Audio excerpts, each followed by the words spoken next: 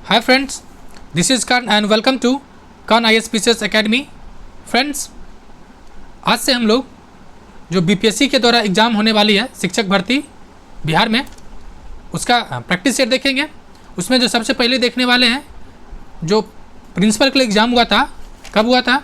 तो ये हुआ था 31/5/2022, यानी एक साल ठीक पहले, एक साल जो एग्ज़ाम हुआ था उसका प्रैक्टिस सेट देखेंगे।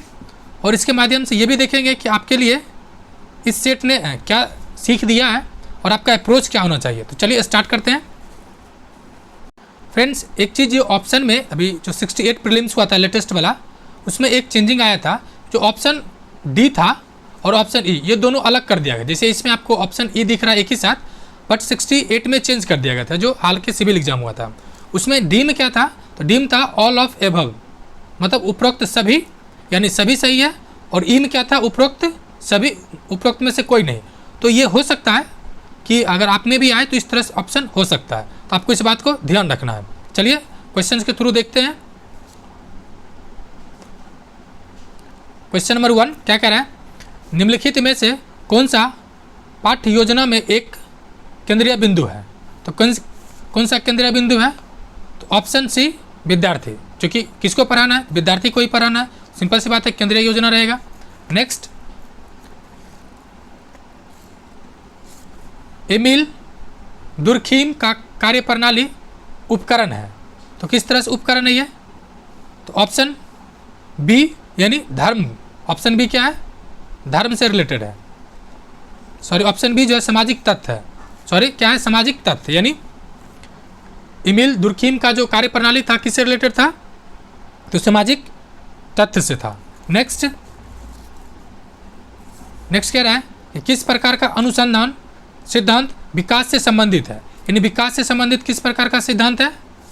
तो विकास से संबंधित जो ऑप्शन ई, यानी उपरोक्त में से कोई नहीं या उपरोक्त में से एक से अधिक। इसका डिटेल एक्सप्लेनेशन भी मिलेगा, बट अभी देखते चलते हैं क्योंकि ये पैटर्न चेंज हुआ है। नेक्स्ट, शरीर के अंगों में प्रसार को किस नाम से जाना जाता है? यानी शरीर के अंग का जो प्रसार होता है वो किस रूप में जाना जाता है, किस नाम से जाना जाता है? ऑप्शन ए, वृद्धि। सिंपल सी बात है, वृद्धि हो रहा है तो वृद्धि ही जाना जाएगा। वृद्धि या विकास, यहाँ पे दोनों दे रखा है। तो विकास का अलग कई पैमाना है, ठीक है। विकास में एक जैसे अभी लेटेस्ट जो दिख रहा है सस्टेनेबल डेवलपमेंट, यानी सतत विकास, बट वृद्धि मतलब ओवरऑल वृद्धि करना, चाहे वो जिस रूप में भी हो। नेक्स्ट, संज्ञात्मक प्रक्रिया के अध्ययन का क्षेत्र है, यानी कौन सा क्षेत्र है अध्ययन का? तो उपरोक्त में ऑप्शन ई। ऑप्शन ई क्या है फ्रेंड्स? मैं एक बार बोल देता हूँ, आप लोग ध्यान रखिएगा। उपरोक्त में से कोई नहीं या उपरोक्त में से एक से अधिक, ये चूंकि पहले आता था, ये हो सकता है लेटेस्ट वाला में आपको ये ऑप्शन ना दिखे। नेक्स्ट, यानी ऑप्शन इसका ई। नेक्स्ट फ्रेंड्स, अगर आपको इसका PDF चाहिए तो कर्ण ISPCS एकेडमी का टेलीग्राम ग्रुप ज्वाइन कर लें और वहाँ से आपको PDF प्राप्त कर सकते हैं। चलिए देखते हैं नेक्स्ट क्वेश्चन क्या कह रहा है। क्वेश्चन नंबर 6, जीन पियाजे के अनुसार संज्ञानात्मक विकास का प्रमुख अवस्था की संख्या क्या है? जो प्रमुख अवस्था है उसका संख्या कितना है? तो ऑप्शन बी कितना है? 4। कितना है? 4। नेक्स्ट, सार्वभौमिक बुद्धि पद सबसे पहले किसने गढ़ा था? यार किसने दिया था सार्वभौमिक बुद्धि पद? तो ऑप्शन ई, उपरोक्त में से एक से अधिक, एक में से कोई नहीं। नेक्स्ट, क्वेश्चन नंबर 8, सार्वभौमिक बुद्धि के मॉडल में कितनी सार्वभौमिक क्षमताएं शामिल है? तो कितनी शामिल है क्षमता? उपरोक्त में से कोई नहीं या उपरोक्त में से एक से अधिक, यानी option E. Option E. Next, question number 11, question number 9, विद्यार्थियों की सीखने की कठिनाइयों की पहचान करने के लिए किस प्रकार का या के आकलन का उपयोग किया जाता है? तो किस प्रकार का आकलन किया जाता है? तो नैदानिक आकलन, यानी ऑप्शन डी। किस प्रकार का है? तो नैदानिक आकलन, ऑप्शन डी। नेक्स्ट, किस प्रकार का बुद्धिमान व्यक्ति चित्रों, आकृतियों और आकारों का सटीक वर्णन कर सकता है? तो किस प्रकार का व्यक्ति कर सकता है? तो सिंपल सी बात है, जो लॉजिकल हो, यानी जो तार्किक हो, ऑप्शन डी। बच्चों के आयु वर्ग के लिए शिक्षा का आकार अधिनियम मौलिक अधिकार है। यानी ये जो कितने से कितने वर्ग के लिए मौलिक अधिकार दिया गया है, तो ऑप्शन सी 6 से 14 आयु वर्ग के बच्चे को 6 से, यानी ऑप्शन सी क्या हुआ, 6 से 14 आयु वर्ग के बच्चे को दिया गया। और ये कब दिया गया था, तो एक तो राइट टू एजुकेशन एक्ट आया था, RTE एक्ट आया था, यानी शिक्षा का अधिकार, ठीक है, 86 में संविधान संशोधन के माध्यम से। और इसमें क्या किया गया, अनुच्छेद 21 ए जोड़ा गया और इसमें शिक्षा को मौलिक अधिकार बनाया गया। क्या पहले शिक्षा का मौलिक अधिकार नहीं था क्या? जी नहीं। पहले कहाँ था शिक्षा का अधिकार? जो पहले था अनुच्छेद 45 में, जो आज भी है। पहले कितना था? अनुच्छेद 45 में, जो आज भी विद्यमान है। नेक्स्ट क्वेश्चन नंबर 12 क्या कह रहा है कि निम्नलिखित में से कौन सा बचपन के दौरान बौद्धिक विकास की विशेषता है? यानी बचपन में जो बौद्धिक विकास होता है उसकी विशेषता क्या है? तो ऑप्शन ई, यानी एक से अधिक। नेक्स्ट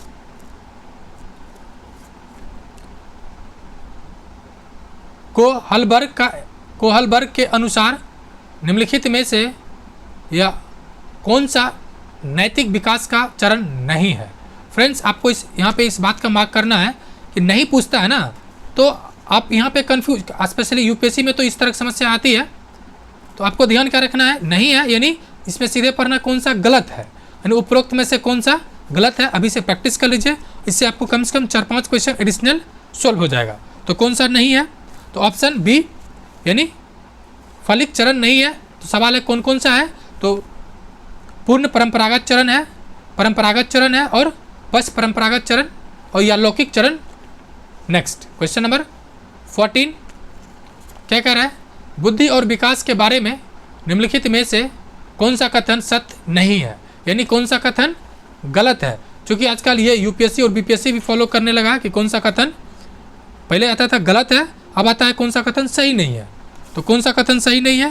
क्वेश्चन नंबर 40 यानी ऑप्शन ई, उपरोक्त एक से अधिक सही नहीं है। नेक्स्ट क्वेश्चन नंबर 15 फ्रेंड्स, आपने अगर अभी तक चैनल को सब्सक्राइब नहीं किया तो सब्सक्राइब कर लें। आपको डेली बेसिस पे जो 1 to 8 या जो 12 तक जो बहाली होने वाली है उसका GS person, complete GS person आपको मिलेगा with PDF free of cost and video lecture live भी। तो चैनल को सब्सक्राइब कर लें। क्वेश्चन नंबर 15 क्या कह रहा है, पियाजी के अनुसार संरक्षण की सक्रिय संरचनात्मक विकास के निम्नलिखित में से किस चरण में उभरता है? यानी जो संरचनात्मक विकास है वो किस चरण में उभरता है? तो ऑप्शन ए, यानी पूर्व सक्रियात्मक चरण, मूर्त सक्रियात्मक चरण कौन है? ऑप्शन ए, मूर्त सक्रियात्मक चरण। नेक्स्ट, निम्नलिखित में से कौन सा किशोरियों के बारे में एक रूढ़िबद्ध धारणा यानी स्टीरियोटाइप नहीं है? यानी आपको क्या पढ़ना है, कौन सा गलत है, यानी कौन सा गलत है। तो कौन सा गलत है? उपरोक्त में से एक से अधिक, यानी option E, option E.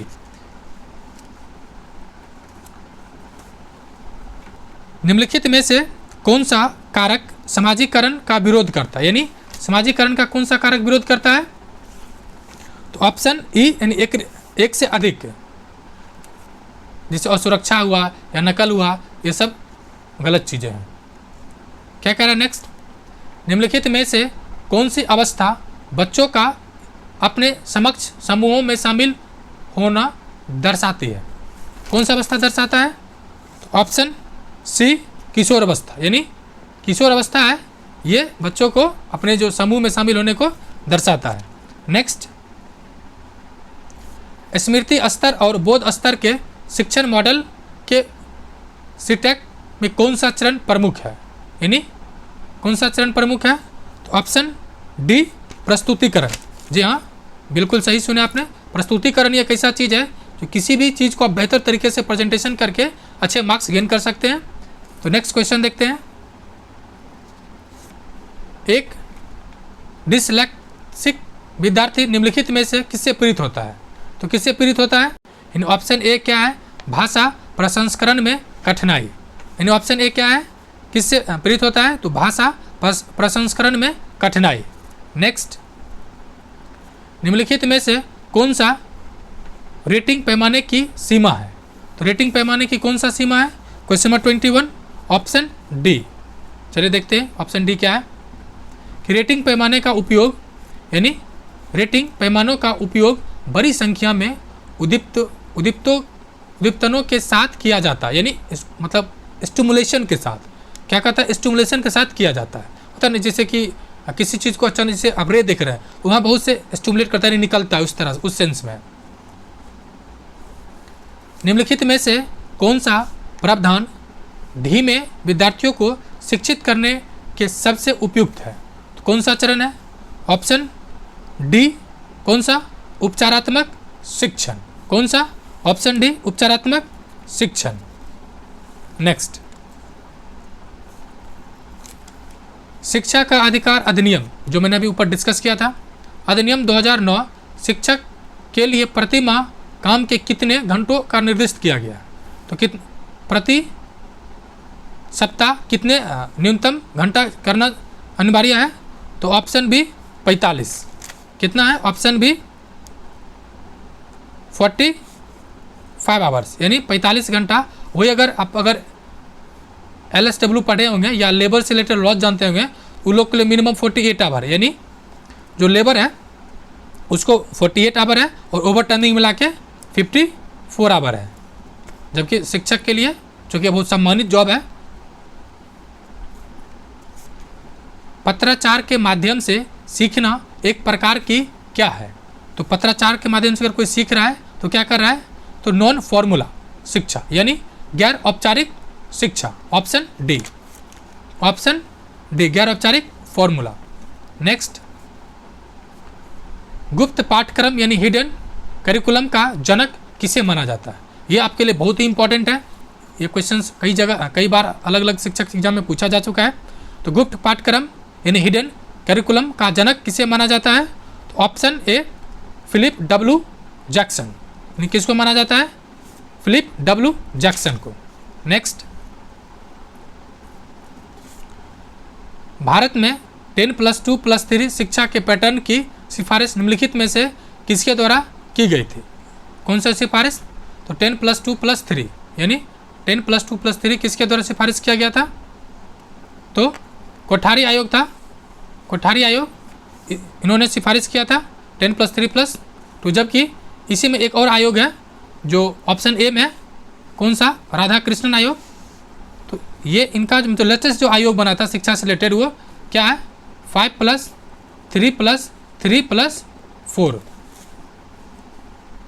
Next Rajni Kothari आयोग है। राधा कृष्ण एजुकेशन से रिलेटेड रजनी कोठारी आयोग है। दर्शन शास्त्र में एक्सक्यूलॉजी निम्नलिखित में से किससे संबंधित है? यानी किससे संबंधित है?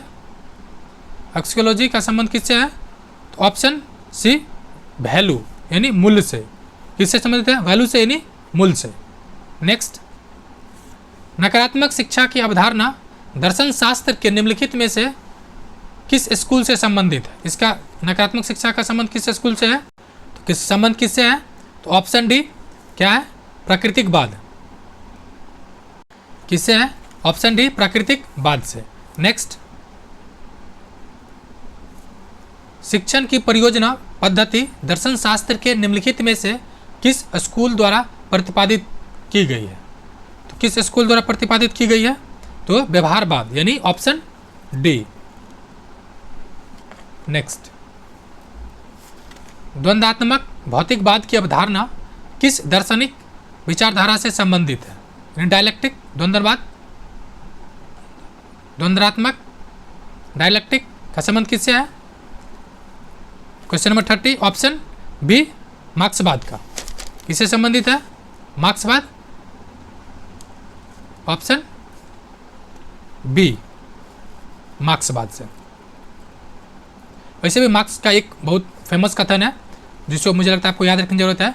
उसका इससे आप पूरा कॉन्सेप्ट समझ सकते हैं। कहता है कि दुनिया के मजदूरों जागो, तुम्हारे पास खोने को कुछ भी नहीं है, संगठित हो और अपने हक के लिए लड़ाई करो। ये मार्क्स का सिद्धांत है। उसी से जो द्वंद्वात्मक है, ठीक है, तो वो जो आप मार्क्स का सिद्धांत को कोरिलेट कर सकते हैं।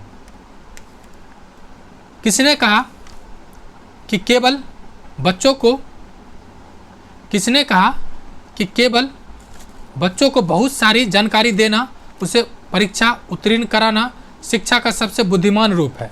ये किसने कहा था? तो ऑप्शन सी गांधी जी यानी महात्मा गांधी। नेक्स्ट, भारतीय संविधान का कौन सा अनुच्छेद किसी भी व्यक्ति को कानून के समक्ष समता और कानून के समक्ष सुरक्षा प्रदान करता है? ये किस अनुच्छेद के अंतर्गत है? ऑप्शन बी क्या है? अनुच्छेद 14 यानी 14। अब देखिए, आपको यहाँ पर ध्यान रखना है कि FR है यानी जो फंडामेंटल राइट है यानी मूल अधिकार है, उसका वर्णन कब से कब तक है, कहाँ से कहाँ तक? अनुच्छेद 12 से अनुच्छेद 35 तक। ठीक है, ये भाग 3 का पार्ट है। भाग 1 में राज्य है, मतलब नाम उल्लेख है, 2 में है नागरिकता और 3 में ये चीज़ है। तो आपको ध्यान रखना है, चूँकि ये पॉलिटी या GS पोर्शन है, इसका थोड़ा ज़्यादा डिटेल एनालिसिस होगा। दूसरा अनुच्छेद 46 का संबंध किससे है? तो 46 का संबंध है कि राज्य को यह अधिकार दिया है कि जो मतलब भूखे या पोषाहार व्यवस्था करने से रिलेटेड है। वही अनुच्छेद 19 की बात करें तो अनुच्छेद 19 में वाक्य अभिव्यक्ति की स्वतंत्रता है। अनुच्छेद 19 में जैसे स्वतंत्रता का अधिकार है, जैसे कि ये जो है FR यानी मूल अधिकार है, 6 अलग अलग पार्ट में है। ठीक है, उसमें से एक पार्ट अनुच्छेद 19 का भी है, 19 से 22 तक है। तो चलिए देखते हैं नेक्स्ट क्वेश्चन नंबर 33 है कि डैश शिक्षा जीवन उन्मुखी है, यानी जीवन के लिए कौन सा बेहतर है? तो अनौपचारिक शिक्षा यानी ऑप्शन सी। नेक्स्ट, शिक्षा का अधिकार अधिनियम 2009 की धारा 24 निम्नलिखित में से किससे संबंधित है? यानी इसका संबंध किससे है? इसका जो संबंध है ऑप्शन डी, क्या कह रहा है? शिक्षकों की कर्तव्य और शिकायतों का निवारण, यानी यहाँ पे जो टीचर है उसका जो रिस्पॉन्सिबिलिटी है, ड्यूटीज है और उसका जो क्वेरीज है उससे रिलेटेड है। नेक्स्ट, भारतीय प्रणाली के अनुसार शिक्षा क्या है, यानी एजुकेशन क्या है? इंडियन सिस्टम के अनुसार एजुकेशन क्या है? तो एजुकेशन क्या है? तो सत्य की तलाश में मानव आत्मा का प्रशिक्षण। क्या है? सत्य की जो चूँकि फिलोसफिकल टर्म है कि सत्य की तलाश में जो मानव का आत्मा है उसका प्रशिक्षण चाहिए। नेक्स्ट, क्वेश्चन नंबर 36 क्या कह रहा है? निम्नलिखित में से किसने उद्दीप्तपन प्रतिक्रिया संबंध को सीखने की मूल इकाई माना? यानी स्टिमुलेटिंग जो प्रतिक्रिया है उसका संबंध किससे है? ऑप्शन डी क्या है? व्यवहारवादी अधिगम का सिद्धांत। क्या है? व्यवहारवादी अधिगम का सिद्धांत। आपको ये कमेंट करके बताना है कि ये जो व्यवहारवादी अधिगम था इसका किसने प्रतिपादन किया था। नेक्स्ट, निम्नलिखित में से या निम्नलिखित इनमें से कौन सीखने के लिए रचनात्मकवादी दृष्टिकोण से जुड़ा हुआ है? रचनात्मकवादी दृष्टिकोण से जुड़ा हुआ है, तो जुड़ा हुआ कौन है? Option D Carl Rogers. क्या है? Option D Carl Rogers. Next, question number 38, एक बच्चे की सामाजिक शिक्षा वास्तव में शुरू होती है, यानी बच्चा है उसका जो सामाजिक शिक्षा है कब से शुरू होता है? तो ऑप्शन ई उपरोक्त में से एक से अधिक। जैसे ही जन्म लेता है, जैसे वो 3 साल की प्राप्त करता है, जैसे नर्सरी जाता है, इस तरह से बोलना सीखता है, तो ऑप्शन ए उपरोक्त में से एक से अधिक। नेक्स्ट, निम्नलिखित में से कौन सी सीखने की अवधारणा में सुधार के लिए एक रणनीति है? यानी सीखने की अवधारणा में सुधार के लिए बेहतर रणनीति कौन सा है? तो ऑप्शन ई उपरोक्त में से एक से अधिक। विषय वस्तु का समर्थन, सार्थक संगठन होना चाहिए, सक्रिय निषेध, इस तरह से कई, या पूर्वव्यापी निषेध, तो ऑप्शन ए। शिक्षा आयोग 1964 टू 1966 की रिपोर्ट का शीर्षक है, यानी शिक्षा आयोग जो बना था, ठीक है, 1964 से 66 के बीच, इसका शीर्षक क्या था? इसका जो शीर्षक था ऑप्शन डी शिक्षा और राष्ट्रीय विकास। क्या शीर्षक था? शिक्षा और राष्ट्रीय विकास, ऑप्शन डी। नेक्स्ट, निम्नलिखित में से कौन सा शिक्षण के अंतःक्रियात्मक चरण के दौरान किया जाता है? यानी कौन सा अंतरक्रियात्मक चरण के दौरान किया जाता है शिक्षण में? तो ऑप्शन ई उपरोक्त में से एक से अधिक।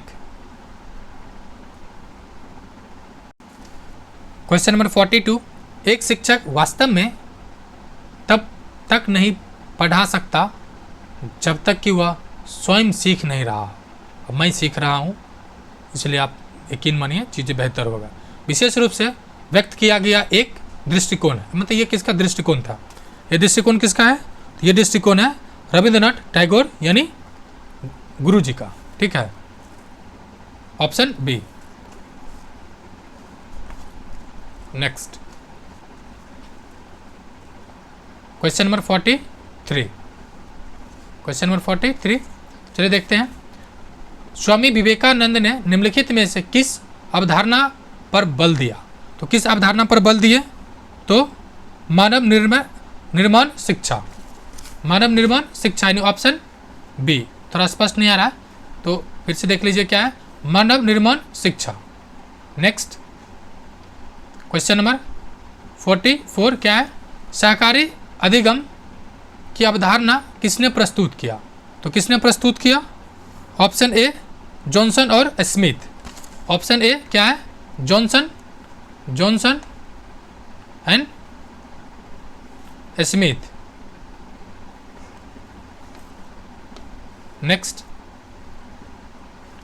शिक्षण के अग्रिम आयोजक मॉडल के अनुसार सामग्री को व्यवस्थित करने के लिए निम्नलिखित में से किस सिद्धांत का उपयोग किया जाता है? तो किस सिद्धांत का उपयोग किया जाता है? ऑप्शन ई यानी उपरोक्त में से एक से अधिक या एक से नहीं कम, मतलब उपरोक्त में से कोई नहीं। इनमें से किसने सुझाव दिया कि अहंकारवाद छोटे बच्चों के भाषा सीखने को प्रभावित करता है? तो किसने दिया था? ऑप्शन ई उपरोक्त में से एक से अधिक या एक से कोई नहीं। नेक्स्ट 47 बच्चा परम ब्रह्मांड का एक अभिन्न अंग है। यह दृष्टिकोण किसका है? यह दृष्टिकोण किसका है? तो आदर्शवाद का। किसका दृष्टिकोण है? ऑप्शन डी आदर्शवाद। नेक्स्ट रूसों की स्वतंत्रता की अवधारणा को किसके द्वारा स्वीकार नहीं किया गया था? तो नहीं जो स्वीकार किए थे वो कौन था? ऑप्शन ई उपरोक्त में से कोई नहीं या उपरोक्त में से एक से अधिक, यानी ऑप्शन ई। भारतीय संविधान का कौन सा अनुच्छेद प्राथमिक स्तर पर मातृभाषा में शिक्षा की सुविधा से संबंधित है? कौन सा है? तो संविधान का कौन सा अनुच्छेद प्राथमिक स्तर पर मातृभाषा में शिक्षा व्यवस्था करता है? तो ऑप्शन बी अनुच्छेद 350 ए, यानी ऑप्शन बी अनुच्छेद 350 ए। नेक्स्ट पुस्तक द लाइफ डिवाइड किसके द्वारा लिखा गया था? यह पुस्तक इतना इंपॉर्टेंट है कि जितने भी एग्जाम हुआ है सब में कभी न कभी पूछा गया है। तो किसका था? ऑप्शन क्या होगा? Option C. किनका है? अरविंद घोष का। नेक्स्ट फ्रेंड्स, आपने अभी तक चैनल को सब्सक्राइब नहीं किया, प्लीज़ चैनल को सब्सक्राइब कर लें। और कल से जो मार्केट प्रैक्टिस सेट आया हुआ है स्पेशली जीएस सेक्शंस, उसका कंप्लीट सेट आपको डेली बेसिस पे मिलेगा। ये फ्रेंड्स रीजनिंग है, तो इसका आपको अभी आंसर बता देते हैं। और इसका जो सॉल्यूशन है मैथ और रीजनिंग स्पेशल एक आएगा सीरीज, उसमें previous year and daily basis पे आपको मैथ रीजनिंग कराया जाएगा। तो आप अभी आंसर में डालें और इसका पीडीएफ आपको टेलीग्राम ग्रुप में मिल जाएगा, वहाँ ज्वाइन करके पीडीएफ प्राप्त कर लें और प्रैक्टिस कर लें। तो चलिए देखते हैं क्वेश्चन 51 क्या कह रहा है? रीजनिंग है, तो 51 का आंसर क्या है? Option B H. फिर इसको थोड़ा सा सोचना चाहिएगा, तो आसान है। जैसे कि इसका पोजीशन 17 है, इसका 14 है, इसका 11 है, तो नेक्स्ट कितना होगा? यानी 3 घट रहा है, तो यहाँ पर आ जाएगा 8 जो है वो आई एच है, वही 8 फिर 8 3 घट गया तो आ गया 5 जो ई है, तो ऑप्शन बी। नेक्स्ट अनुक्रम 4 8 16 डैश में लुप्त संख्या कौन सा है? तो लुप्त संख्या कौन सा है? इसका आंसर क्या होगा फ्रेंड्स? आंसर होगा डी। ये कैसे बनाया गया है? ऐसे जो जैसे 4 चौक 16, 8 चौक 32, फिर 16 चौक 64, यानी 4 मल्टीपल में ये देख सकते हैं नेक्स्ट, ये बाएं से दाएं लुप्त अक्षर कौन सा है, तो ये बताना है। यानी इसका आंसर क्या होगा, ऑप्शन ए। क्या, ऑप्शन ए यानी JSN। ठीक है, JSN।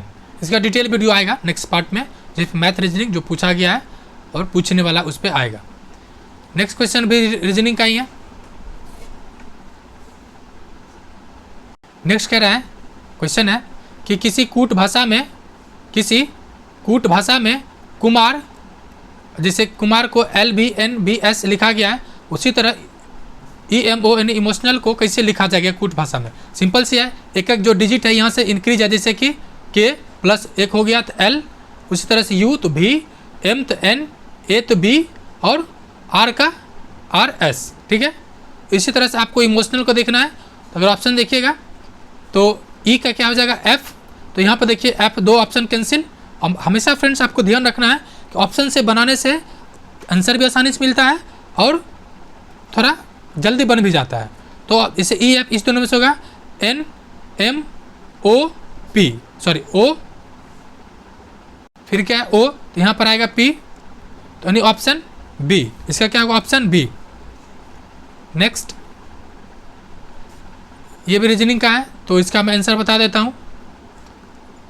55 आंसर क्या हो जाएगा, 55 का आंसर होगा C, 25वां और 21वां।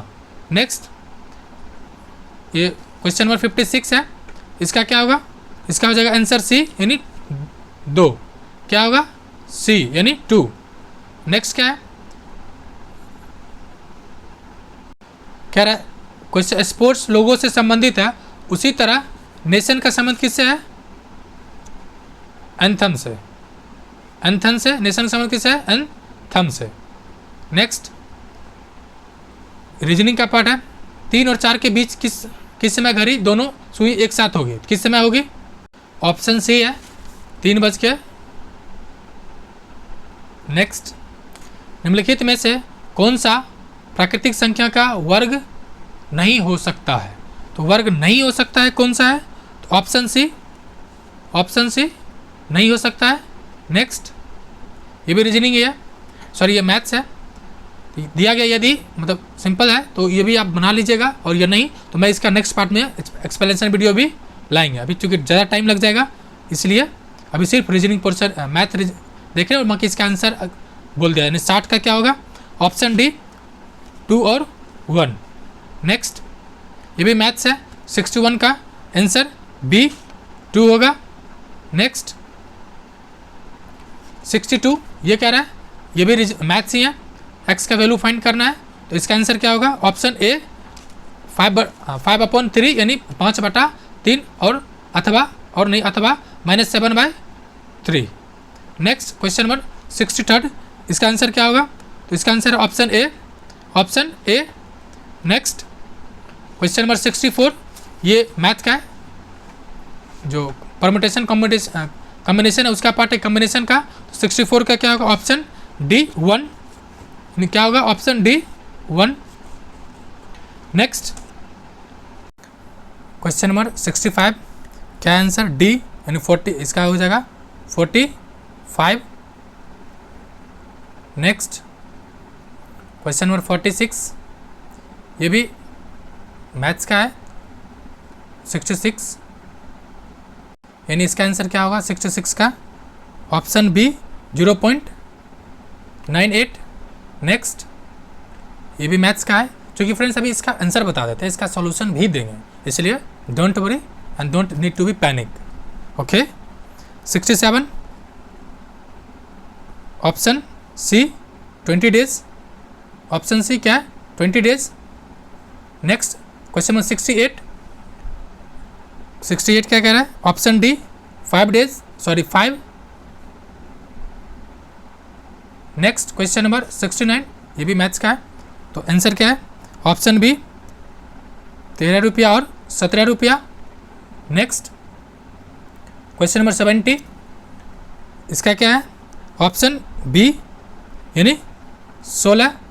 नेक्स्ट, क्वेश्चन नंबर 71, ये क्या कह रहा है, प्रोटोप्लास्ट क्या है, क्या प्रोटोप्लास्ट क्या है, तो ऑप्शन बी ये क्या है, तो पादप कोशिका माइनस कोशिका भित्ति, क्या है, पादप कोशिका माइनस कोशिका भित्ति।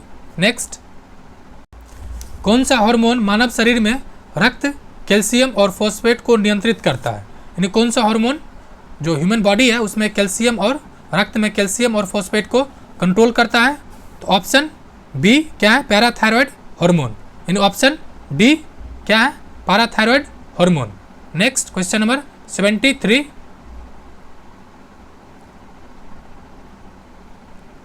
क्या कह रहा है कि पति का ब्लड ग्रुप ए है और पत्नी का ब्लड ग्रुप बी है, उनके बच्चों का ब्लड ग्रुप क्या हो सकता है, तो क्या होने की संभावना है, ऑप्शन डी, चूंकि ए बी है तो चारों हो सकता है, ए हो सकता है, बी हो सकता है, ए भी हो सकता है, ओ भी हो सकता है।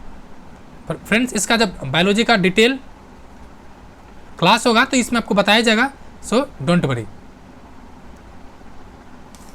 कौन सा मेरुदंडनीय प्राणी अंग केवल ऑक्सीजन युक्त रक्त प्रवाह प्राप्त करता है, यानी कौन सा मेरुदंडीय प्राणी अंग केवल ऑक्सीजन युक्त रक्त प्राप्त करता है, तो कौन सा करता है, ऑप्शन सी कौन सा है, पीलिया। और एक चीज़ और पूछा जाता है कि जो बोन मैरो है, बोन मैरो वो कहाँ में फॉर्मेशन होता है, इससे रिलेटेड सेम क्वेश्चन है, सेम रिलेटेड है। मानव अंग का जो श्रवण आवृत्ति परिसर है, यानी कितना आवृत्ति है, हर्ट्ज है, कितना तक कहाँ से कहाँ तक सुन पाता है, ह्यूमन 20 से 20,000 हर्ट्ज, 20 से 20,000, और 20 से मतलब 20 से कम वाला कौन सुनता है, जानवर और कुत्ता होता, और 20,000 से अधिक जो जे टूट रहता है वो रिलीज करता है। कह रहा है कि ब्लैक बोर्ड काला लगता है, क्योंकि यह काला क्यों लगता है, सिंपल सी बात है, किसी भी रंग को परिवर्तित नहीं करता है, ठीक है। ब्लैक क्या करता है, हर एक रंग जो भी है कलर उस सबको एब्जॉर्ब कर लेता है, इसीलिए काला दिखता है। और यही वजह है कि जो ब्लैक होल है, यानी जो ब्रह्मांड में ब्लैक होल है उसमें किसी जो भी जाता है वो वापस नहीं आ पाता है, और क्यों, क्योंकि उसका जो ग्रेविटी है यानी गुरुत्व है वो इतना ज़्यादा है, किसी को भी रिटर्न आने नहीं देता है। नेक्स्ट है, साबुन का बुलबुला किसके कारण रंगीन दिखता है, तो किसके कारण रंगीन दिखता है, ऑप्शन बी व्यतिकरण, ऑप्शन बी यानी किसके कारण, तो व्यतिकरण इंटरफेरेंस के कारण। ठीक है फ्रेंड्स, आप देखिए यहाँ पर आपको एक चीज़ ध्यान रखना है, कोई भी जो जैसे सूर्य का ऊपर दिखना, पहले दिखना, या जैसे पानी में कोई लकड़ी है ऊपर दिखना, या सिक्का पड़ा हुआ, इसके कारण क्या होता है, इसके कारण होता है रिफ्रैक्शन, रिफ्रैक्शन यानी परावर्तन, अपवर्तन नहीं परावर्तन के कारण। नेक्स्ट, पानी की बूंदें तैलीय सतह पर नहीं चिपकती है, सवाल है क्यों नहीं चिपकती है, तो चिपकने वाला बल की कमी के कारण, यानी ऑप्शन ए। क्यों नहीं चिपकता है, तो ऑप्शन ए चिपकने वाला बल के कमी के कारण। नेक्स्ट,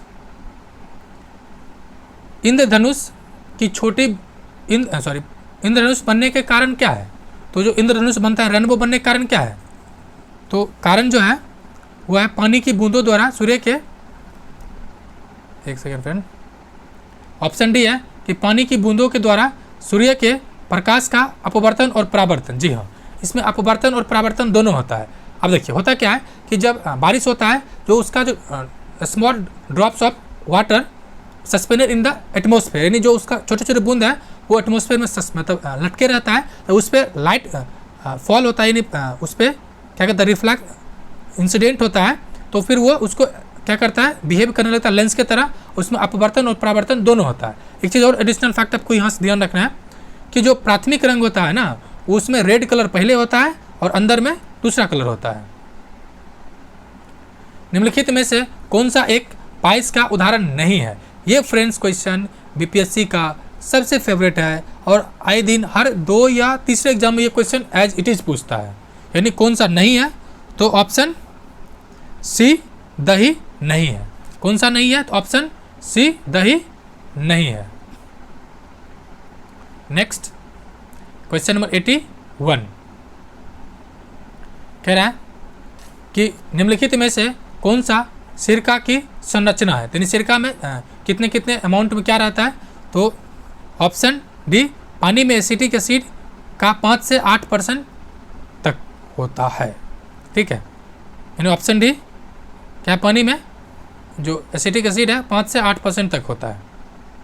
क्वेश्चन नेक्स्ट क्या कह रहा है, निम्नलिखित में से कौन सा गलत है। जी हाँ, आपको इसी तरह से क्वेश्चंस पढ़ना है कि कौन सा सही नहीं है, आपको पढ़ना क्या है, कौन सा गलत है। ठीक है, तो देखिए चलिए देखते हैं कौन सा गलत है। तो ऑप्शन बी गलत है। क्या कह रहा है, मिश्र धातु 2 या 2 से अधिक धातुओं का विषम मार्गी मिश्रण है। जी नहीं, यानी सही इसमें से कौन कौन सा है, आपको ये देखना है सही कौन कौन सा है। सही है, मिश्र धातु मिश्रण करना धातु के गुणों को सुधारने में मदद करता है। बिल्कुल, आप उदाहरण देख सकते हैं, स्टेनलेस स्टील।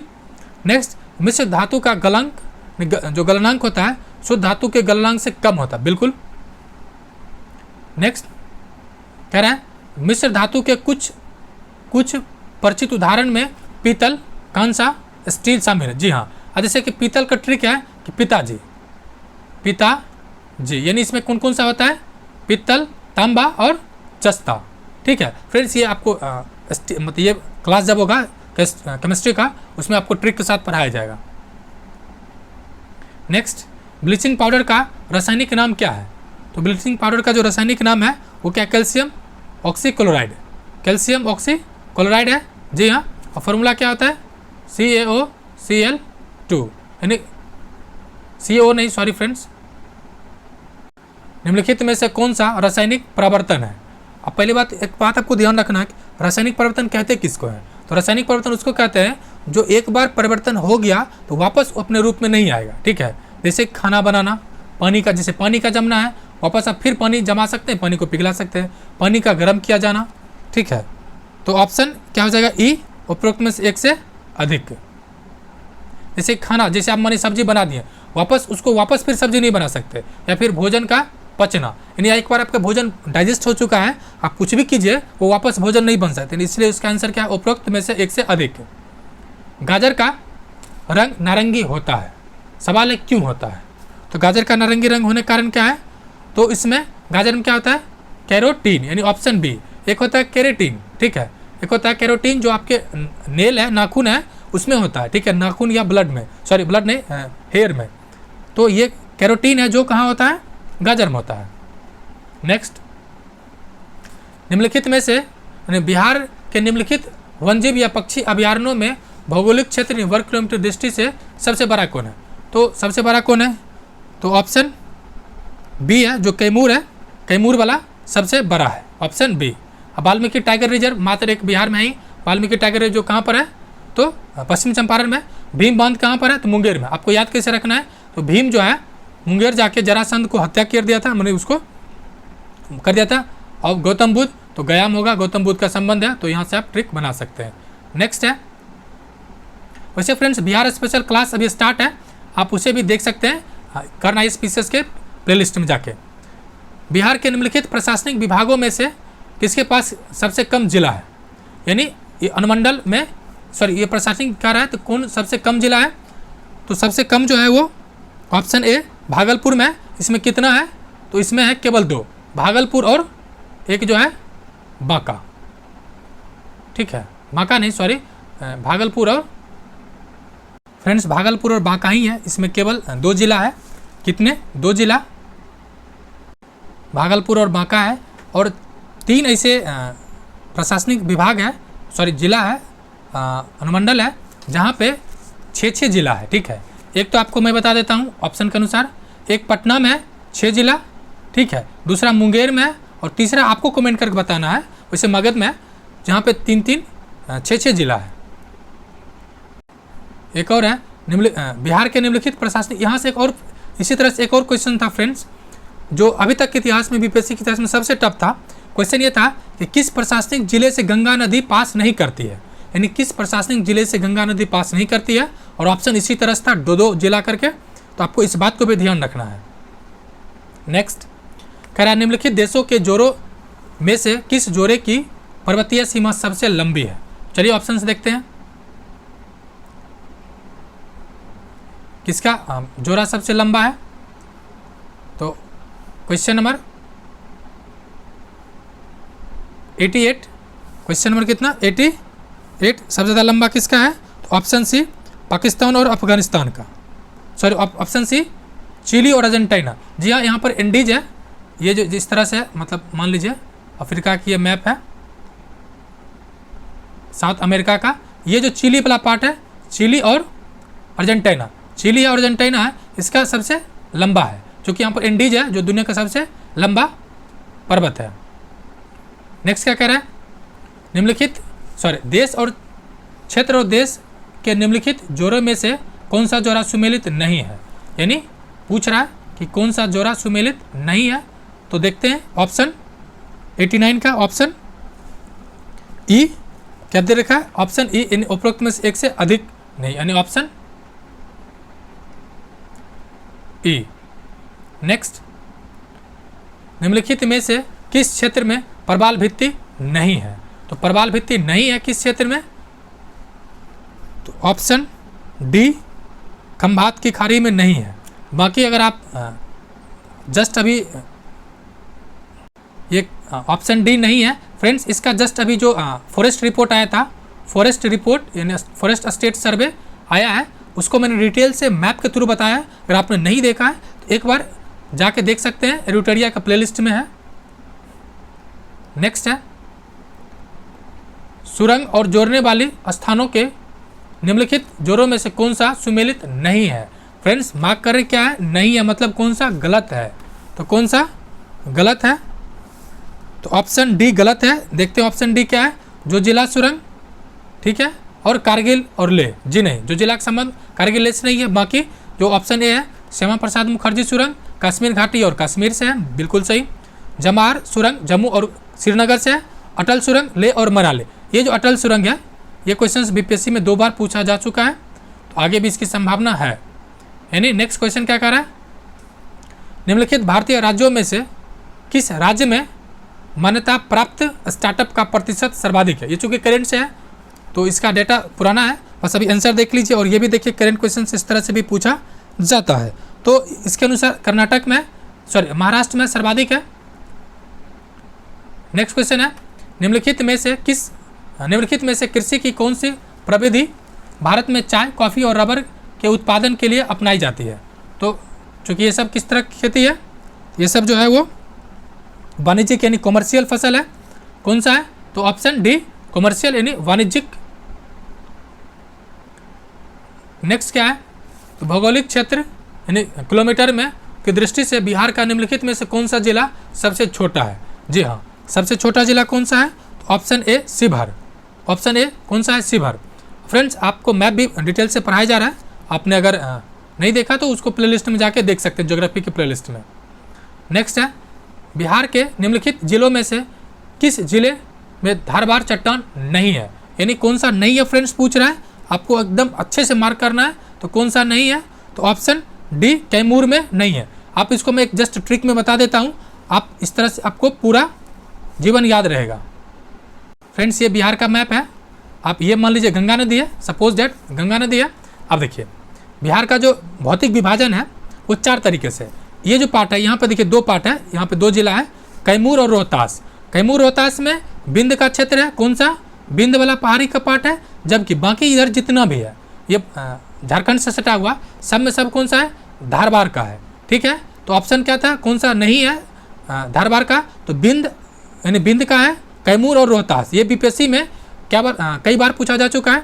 अब देखिए इसको थोड़ा सा और देख लीजिए, इसके फॉर्मेशन के आधार पर देखिए सबसे पहले धारबार क्रम बना है, यानी इसको 1 मान लीजिए। आपको काउंट कैसे करना है? तो दाहिने साइड से यानी राइट साइड से काउंट करना है। उसके बाद 2 नंबर पर इसको मान लीजिए बिंद वाला पार्ट जिसमें 2 जिला है, और तीसरा नंबर पर कौन सा है? ये पश्चिम चंपारण वाला जिला, ये तीसरा नंबर पर है। और चौथा जो नदी के द्वारा लाई गई निक्षेप यानी मिट्टी का फॉर्मेशन चौथे स्टेज में यानी क्वाटरनरी में, ठीक है। तो चलिए नेक्स्ट क्वेश्चन देखते हैं। क्वेश्चन नंबर 96, गोलकनाथ बनाम पंजाब राज्य के संबंधित था। तो किससे था गोलकनाथ का संबंध? ऑप्शन ए मौलिक अधिकार से था, यानी FR से था। अब देखिए ये अभी तक सेकेंड हाईएस्ट मतलब जो संवैधानिक बेंच बना था उसका ये दूसरा नंबर था। पहला कौन है? तो जो केशवानंद भारती था 1973 1973 के बाद उसमें सर्वाधिक बना था, लेकिन ये 1967 का 1967 का बात था। तो ये अभी जिस तरह से टसल चल रहा हाई कोर्ट और सुप्रीम कोर्ट और सरकार के बीच, ये उस समय भी इसी तरह से कुछ चल रहा था। बिहार राज्य के प्रथम मुख्यमंत्री कौन थे? हालांकि ये तो बिहार के सभी एग्जाम में पूछा गया। तो प्रथम मुख्यमंत्री कौन थे? ऑप्शन ए श्री कृष्ण सिन्हा, ठीक है, यानी ऑप्शन ए। आप देखिए पूछा तो गया, लेकिन आपको ध्यान रखना है ये क्वेश्चन किस तरह से पूछ रहा है। ये क्वेश्चन दो तरह से पूछता है, जो बीपीएससी 67 और 68 में पूछा गया। एक पूछता है कि बिहार राज्य के प्रथम मुख्यमंत्री कौन थे, ठीक है, ये पूछेगा। इसमें आज़ादी के बाद पूछ दे तो श्री कृष्ण सिन्हा, ऐसे पूछ दे कि प्रथम मुख्यमंत्री कौन थे, ठीक है, प्रथम प्रधानमंत्री, बिहार के प्रथम प्रधानमंत्री कौन थे, तो वो जो थे यूनिस खान जी थे, यूनिस खान जो 1937 बने थे, तो वो भी पूछता है। तो आपको इस बात को भी ध्यान रखना है क्वेश्चन किस तरह से पूछ रहा है। नेक्स्ट, किस अनुच्छेद के अनुसार संसद की संयुक्त बैठक होती है, यानी जो संयुक्त अधिवेशन है उसका अध्यक्ष बैठक किसके थ्रू होता है? तो ऑप्शन सी 108, यानी ऑप्शन सी है 108 के तहत। अब सवाल है इसकी अध्यक्षता कौन करता है? तो जो संयुक्त बैठक है उसकी अध्यक्षता कौन करता है? तो लोकसभा के स्पीकर, पहली बात। दूसरी बात, इससे महत्वपूर्ण फैक्ट है कि इसको बुला कौन सकता है? तो बुलाता है अनुच्छेद 118 के तहत राष्ट्रपति, यानी संयुक्त बैठक बुलाने के अधिकार किसके पास है? तो प्रेसिडेंट के पास है। लेकिन बैठक किसके अनुसार होता है? अनुच्छेद 108। करता कौन है अध्यक्षता? तो speaker of the Lok Sabha. And ये सिर्फ और सिर्फ साधारण विधेयक के केस में, मतलब ये हुआ कि अगर कोई विशेष जैसे कि संविधान संशोधन, तो इसमें ये काम नहीं किया जा सकता है। दूसरा, इसमें और एक महत्वपूर्ण अनुच्छेद है जो आपको याद करने की जरूरत है, अनुच्छेद 123 यानी 123। यानी 123 में क्या है कि अध्यादेश जारी करने की शक्ति, यानी जो राष्ट्रपति है अनुच्छेद 123 के तहत अध्यादेश जारी करता है। आपको याद कैसे रखना है कि जैसे राष्ट्रपति का 1, 2, 3 और कानून बन गया, यानी अध्यादेश। अभी जस्ट एक अध्यादेश आया है दिल्ली सरकार के खिलाफ। और अनुच्छेद 142 का संबंध किससे है? तो ये जो स्पेशल पिटीशन है, यानी जो सुप्रीम कोर्ट है वो स्पेशल किसी भी केस को मंगा सकता है, उसके लिए है। नेक्स्ट है, अगर पंचायत का विघटन होता है तो चुनाव होनी चाहिए, तो कितने माह में होनी चाहिए? तो ऑप्शन भी 6 माह में होना चाहिए, यानी ऑप्शन भी। लेकिन इसमें ध्यान ये रखना है, अगर कार्यकाल 1 साल से कम का बचता है तो फिर 6 माह के अंदर चुनाव नहीं होगा। अगर 1 साल से ज़्यादा का बचता है तो फिर 6 माह का होगा। कितने दिनों के लिए होगा? तो जितना दिन शेष कार्यकाल बचा हुआ, जैसे मान लिए 1.5 साल पहले भंग हो गया या विघटन हो गया तो 1.5 साल के लिए ही अगला होगा। नेक्स्ट, क्वेश्चन नंबर 100, सर्वोच्च न्यायालय ने किस केस में कहा कि निजता का अधिकार मौलिक अधिकार है? जी हाँ, किस केस में कहा था? तो निजता का अधिकार मौलिक अधिकार है। तो जस्टिस KS पुट्टास्वामी केस, यानी ये फेमस है पुट्टास्वामी बाद केस में। इसमें यह कहा गया था कि निजता का अधिकार मौलिक अधिकार है, और इसका वर्णन किस में है? अनुच्छेद 21 में। अनुच्छेद 21 में है निजता का अधिकार। नेक्स्ट, संविधान सभा की प्रांतीय संविधान समिति के अध्यक्ष कौन थे? तो प्रांतीय अध्यक्ष कौन थे? ऑप्शन ए सरदार वल्लभ भाई पटेल। आपको याद कैसे रखना है? सिंपल से याद रखना है कि चूंकि जो अलग अलग देशी रियासत था वो अलग भागना चाह रहा था, और अध्यक्ष कौन थे? तो सरदार वल्लभ भाई पटेल जी थे। इसलिए सबको खींच के, सबको मिला के और भारत का एकता में एक मील का पत्थर साबित हुए। क्वेश्चन नंबर 102, भारतीय संसदीय समूह की स्थापना कब की गई थी? यानी संसदीय समूह की स्थापना कब किया गया था? तो ऑप्शन बी 1949 यानी 1949 में।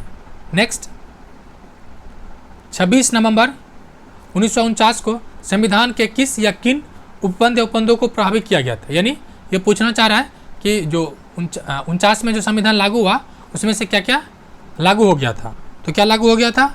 तो ऑप्शन सी नागरिकता, निर्वाचन और अंतरिम संसद, यानी ये चीज़ उस समय ही लागू हो गया था। और फाइनली कब लागू हुआ? तो 1950 में। यानी 1950 में संविधान, ये पूछा जा सकता है संविधान पूर्ण रूप से कब लागू हुआ? 1950 में। नेक्स्ट, क्वेश्चन नंबर 104, ये योजना से रिलेटेड है, तो आपको योजना देखना है। उसमें से किस योजना को देखना है? तो जो बजट में जिसका प्रावधान किया गया, तो सुकन्या समृद्धि योजना है। ये किस तरह की योजना है? सुकन्या समृद्धि योजना? तो ऑप्शन ए बालिकाओं के लिए एक छोटी सी बचत योजना है। ऑप्शन ए क्या है? बालिकाओं के लिए एक छोटी सी बचत योजना है। नेक्स्ट क्या है कि निम्नलिखित में से कौन सी एक संसद की सबसे बड़ी समिति है? संसद का सबसे बड़ा समिति कौन सा है? तो प्राक्कलन समिति। इसमें सदस्य संख्या कितना है? 30। ध्यान रेफरेंस क्या कर रहे हैं? निम्नलिखित में से, यानी जो दिया नीचे दिया गया है उसमें से सबसे बड़ा कौन है? इसमें सबसे बड़ा कौन है? प्राक्कलन समिति। जबकि लोक लेखा समिति कितना होता है ये आपको कमेंट करना है। आत्मनिर्भर भारत योजना का संबंध या स्तंभ क्या है? देखिए फ्रेंड्स, अभी तक करंट में 2 योजना पूछा जा चुका है, यानी आपको इसी चैनल पे योजना से रिलेटेड बिहार सरकार के या केंद्र सरकार के जो महत्वपूर्ण योजना है वो मिल जाएगा प्लेलिस्ट में, आप जाके देख सकते हैं। लेकिन आपको फोकस करना है, ठीक है। तो क्वेश्चन क्या कर रहा है? ऑप्शन ए एक से अधिक, चूँकि उसमें अर्थव्यवस्था भी था, आधारभूत संरचना भी था, तकनीकी भी था, जनसंख्या लाभांश भी था, इस तरह से कई चीज़ें था। भारतमाला योजना या परियोजना का मुख्य केंद्र क्या था? तो उसका मुख्य जो भारतमाला परियोजना का संबंध क्या था? ऑप्शन ए माल एवं यात्रियों की आवाजाही को दक्षता बनाना, यानी जो कनेक्टिविटी है उसको सीधा सीधी जो कनेक्टिविटी है उसको बेहतर किया गया था। नेक्स्ट क्वेश्चन नंबर 108, औद्योगिक नीति संकल्प 1948 ने प्रस्तावित किया था। ये क्या चीज़ प्रस्तावित किया था?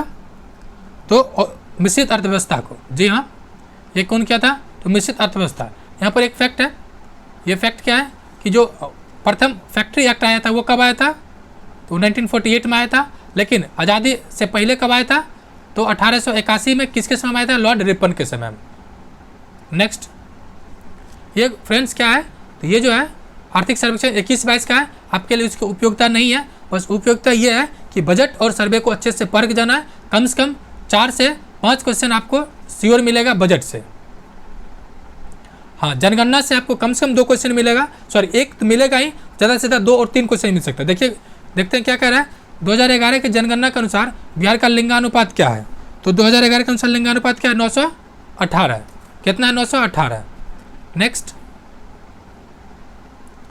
आर्थिक सर्वेक्षण है, इसको भी नहीं पढ़ना है, अभी तक 2 क्वेश्चन हो चुका आर्थिक सर्वेक्षण का।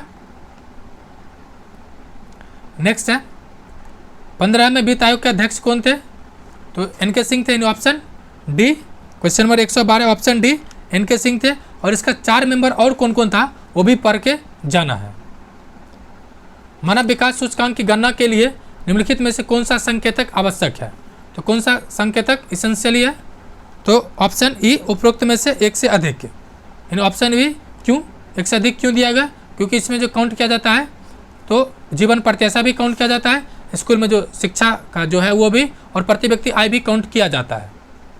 नेक्स्ट क्वेश्चन नंबर 114 यानी 114, निम्नलिखित संस्थाओं में से राष्ट्रीय स्तर पर कृषि शाख के लिए कौन सी संस्था शीर्ष संस्था है? यानी कृषि की शीर्ष संस्था कौन सा है? ये बीपीएससी कई बार पूछा जा चुका है बीपीएससी में। तो कौन सा शीर्ष पर है? Option C NABARD. Option C क्या है? नाबार्ड। इसका गठन कब हुआ था? तो 1982 में। नेक्स्ट क्वेश्चन नंबर 115, सरकार ने निम्नलिखित में से किस समिति का गठन किया जिसने सिफारिश की कि किसानों की आय कैसे दोगुनी की जाए? ये चूँकि 2022 में ये रिपोर्ट 2022 तक आय दोगुनी करने की बात किया गया था, इसलिए करंट में था। बाकी कौन सा समिति है तो ये देख लेते हैं। तो ऑप्शन डी था अशोक दलवाई समिति। कौन था? अशोक दलवाई समिति। कृषि प्रस्ताव को एक टूटते हुए बैंक पर बाद की तिथि का यानी पोस्ट डेटेड चेक किसने कहा था? ये गांधी जी का स्टेटमेंट है। ऑप्शन ए 116 का ऑप्शन ए। नेक्स्ट बांटो और छोड़ो का नारा किसने दिया था? बांटो और छोड़ो, ठीक है। भारत छोड़ो नारा करो या मरो, ठीक है, लेकिन बांटो और छोड़ो भी है, ये किसने दिया था? तो ये दिया था मोहम्मद अली जिन्ना, यानी ऑप्शन ए। कौन दिया था? मोहम्मद अली जिन्ना। नेक्स्ट सविनय अवज्ञा आंदोलन आरंभ या प्रारंभ करने का निर्णय लिया गया था, ये किस अधिवेशन में लिया गया था? सवाल है, आप ऑप्शन से देख सकते हैं। सविनय अवज्ञा आंदोलन शुरू कब हुआ था? 1930 में। तो स्वाभाविक सी बात है उसी के आसपास लिया गया होगा। तो देख लीजिए ऑप्शन सी, कब? 1929 के। और इसका अध्यक्षता किसने किया था? इसका अध्यक्षता किया था जवाहरलाल नेहरू। और इसी पे बाद से रावी नदी के तट पे एक झंडा फहराया गया और जो मतलब 1950 में जो संविधान अडॉप्ट के बाद भी जो 26 जनवरी को झंडा फहराया जाता है इसी घटना के उपलक्ष्य में या परिप्रेक्ष्य में। 119 क्वेश्चन नंबर क्या कह रहा है, भारत के विभाजन को प्रथम बार डैश द्वारा स्वीकार किया गया था। तो किसके द्वारा स्वीकार किया गया था, देखते हैं ऑप्शन।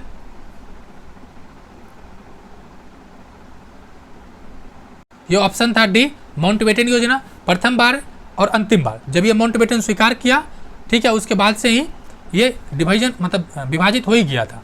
और एक कैबिनेट मिशन योजना भी है, ये भी इम्पॉर्टेंट है क्योंकि ये कैबिनेट मिशन में आखिर बार जो भारत और पाकिस्तान का डिवीजन था उसको मतलब नकार दिया गया था।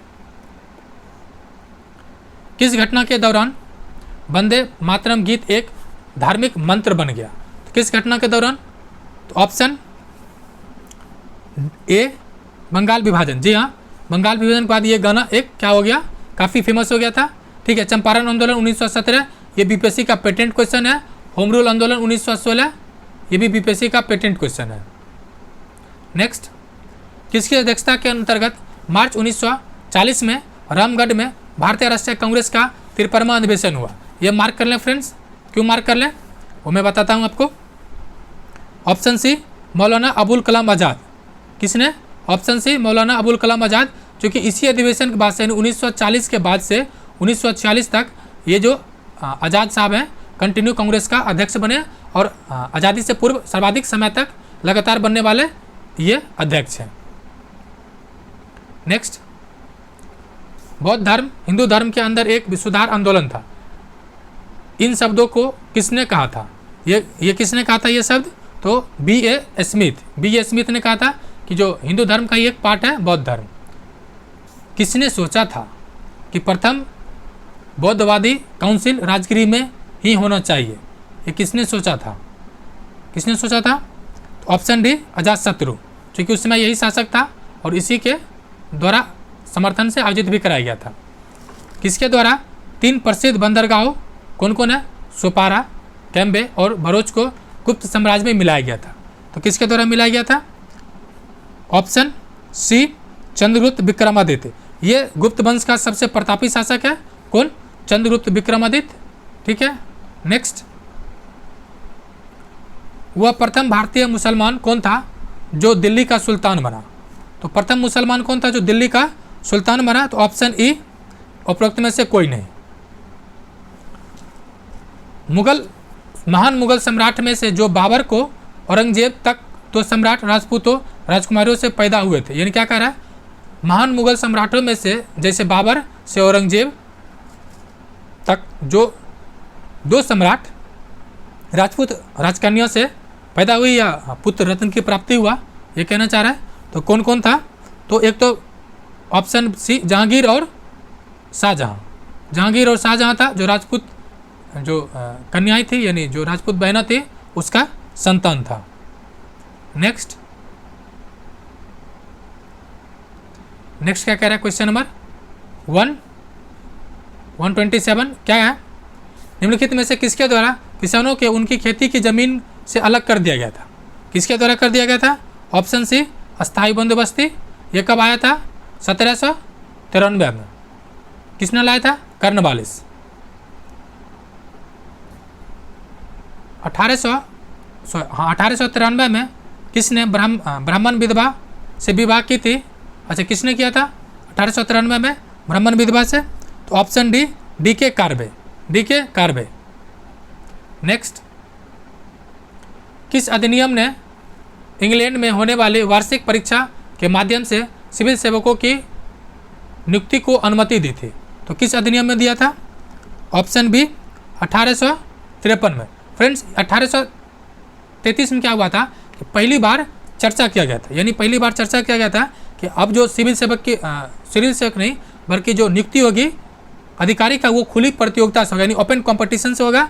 वो बातें किया गया था 1833 में। ये क्वेश्चन पूछ सकता है, ठीक है, कि बातें कब किया गया था, घोषणा कब की गई थी, तो घोषणा किया गया 33 में, लेकिन शुरू कब हुआ 53 से। 1530 में दक्षिण बिहार का वास्तविक शासक था। तो 1530 में कौन था वास्तविक शासक, तो जलाल खां। कौन था, मोहम्मद जलाल खां। नेक्स्ट, पंचायत की जागीर बिहार में एक भाग के रूप में निश्चित ही वर्णित है। तो कौन सा है? तो ऑप्शन बी तारीख शेरशाही में। ये कहाँ इसका वर्णन है? तारीख शेरशाही में।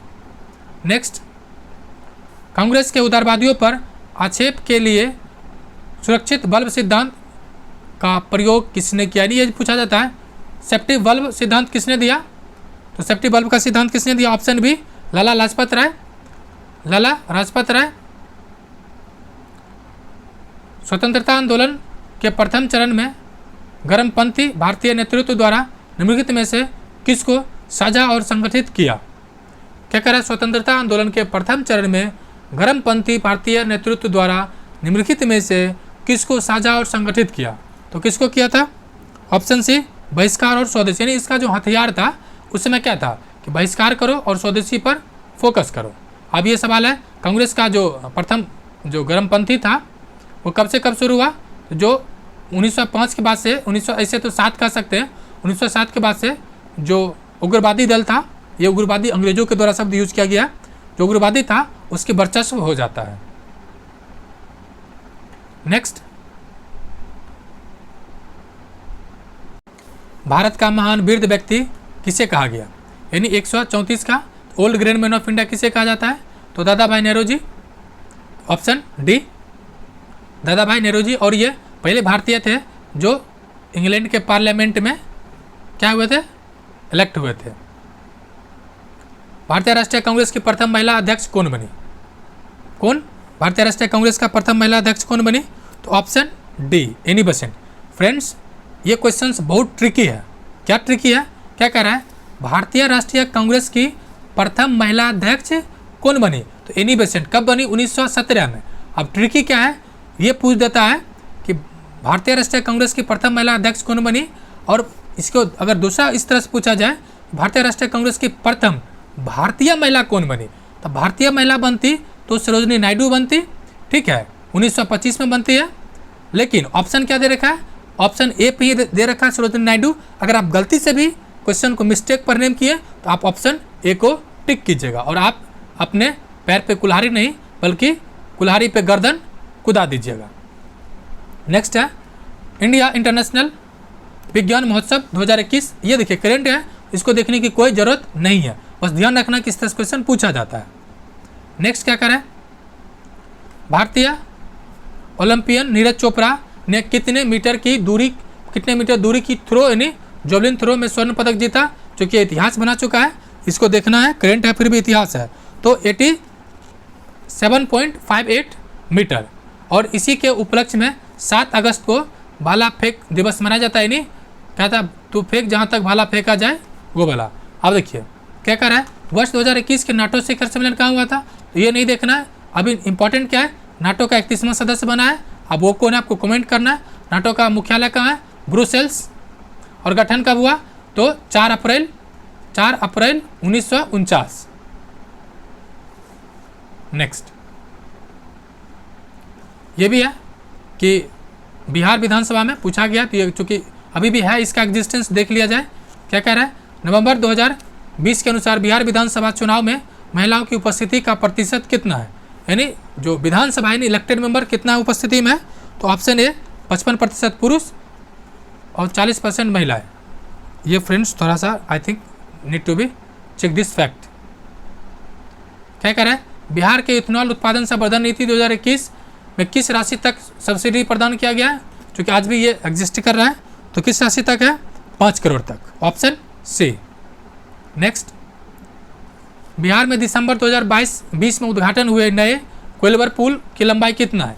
इसका अभी चूँकि आज भी ये पूछा जाता है, तो कोइलवर पुल की लंबाई कितना है? तो ऑप्शन बी 1500 मीटर यानी 1.5 किलोमीटर। नेक्स्ट, यूएनईपी तथा बिहार सरकार के बीच फरवरी 2021 में हुई समझौता ज्ञापन में निम्नलिखित में से कौन सा शामिल है? कौन सा शामिल है? तो ऑप्शन ए क्या है? कम कार्बन विकास। यह आर्थिक सर्वेक्षण का राष्ट्रीय औसत प्रतिशत के रूप में बिहार के प्रति व्यक्ति आय स्थिर पर कितना है? ये अभी नहीं देखना है, वैसे लगभग 1/3 के आसपास है। 1/3 इंडिया का जितना उससे 1/3। हाल ही में किन 2 देशों ने अंतर्राष्ट्रीय चंद्र अनुसंधान केंद्र पर कार्य करने की योजना बनाया है? तो कौन सा देश कर रहा है 2? तो ऑप्शन सी चीन और रूस। ये देखिए नवंबर 2020 का है, इसकी कोई आवश्यकता नहीं है। ये भी 21 का है, चूँकि करंट से पूछ सकता है, यानी फिल्म से पूछा जाता है, बस आपको इस पे ध्यान रखना है। नेक्स्ट कह रहा है विश्व स्वास्थ्य संगठन की 2025 पहल किस पर केंद्रित है? ये किस पर केंद्रित है? ऑप्शन बी मलेरिया उन्मूलन से। किस पे है? ऑप्शन ई मलेरिया उन्मूलन से। नेक्स्ट फ्रेंड्स, अगर अभी तक आपने चैनल को सब्सक्राइब नहीं किया, प्लीज़ चैनल को सब्सक्राइब कर लीजिए। जीएस का डिटेल एक्सप्लेनेशन नेक्स्ट वीडियो से मिलेगा, क्योंकि ये प्रीवियस ईयर है, इसका एनालिसिस करना है। साथ ही साथ मैथ रीजनिंग का भी वो भी डिटेल वीडियो मिलेगा, और बिहार रिलेटेड जो भी चाहिए PDF, इवन सबका NCERT सार संग्रह, NCERT book line by line सभी स्टार्ट है। आप चैनल को फॉलो कर लें, टेलीग्राम ग्रुप ज्वाइन कर लें PDF के लिए। चलिए क्वेश्चन नंबर देखते हैं 148। दिल्ली स्पोर्ट्स यूनिवर्सिटी का प्रथम कुलपति किसे नियुक्त किया गया है? किसे नियुक्त किया गया है? ऑप्शन सी कर्णम मल्लेश्वरी, चूँकि ये नियुक्त हुआ लेटेस्ट था इसलिए पूछा गया था। क्वेश्चन नंबर देखिए, ये करेंट है, ये नहीं पढ़ना है अभी, आपकी उपयोगिता नहीं है। आखिर क्वेश्चन है, क्वेश्चन क्या है देख लेते हैं। कह रहा है कोविड को पता लगाने के लिए कृत्रिम होशियारी यानी आर्टिफिशियल इंटेलिजेंस पर आधारित चेस्ट एक्सरे तकनीक को निम्नलिखित में से किस संस्था के द्वारा हाल ही में विकसित किया गया था? ये भी करेंट ही है, फिर भी देख लेते हैं। आखिर क्वेश्चन है तो IIT Jodhpur, IIT Jodhpur. Friends, इसका अगर आपको PDF चाहिए तो कर्ण IS PCS एकेडमी के टेलीग्राम चैनल आप ज्वाइन कर सकते हैं, और आपको complete PDF as it is मिल जाएगा। तो फ्रेंड्स, वीडियो देखने के लिए शुक्रिया एंड जय हिंद फ्रेंड्स।